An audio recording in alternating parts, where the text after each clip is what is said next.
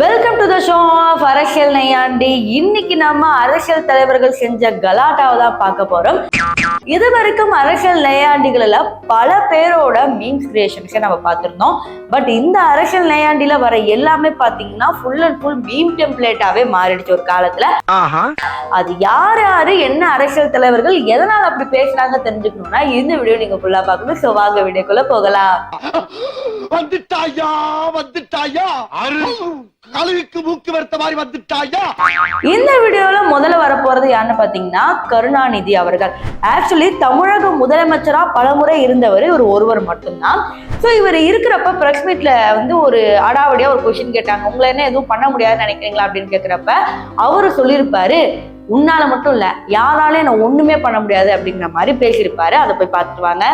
எவனும் அடிக்க முடியாது, ஞாபகம் வச்சுக்க. உன்னால கூட அடிக்க முடியாது, நான் திருப்பி அடிச்சா தாங்க முடியாது உன்னால. அப்படியா?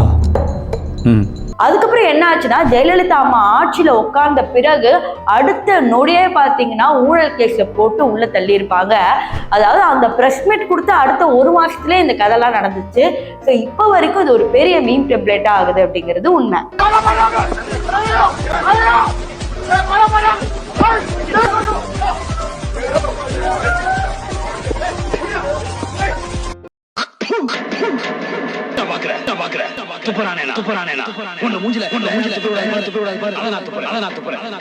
தோத்துக்கிட்டே இருக்கு.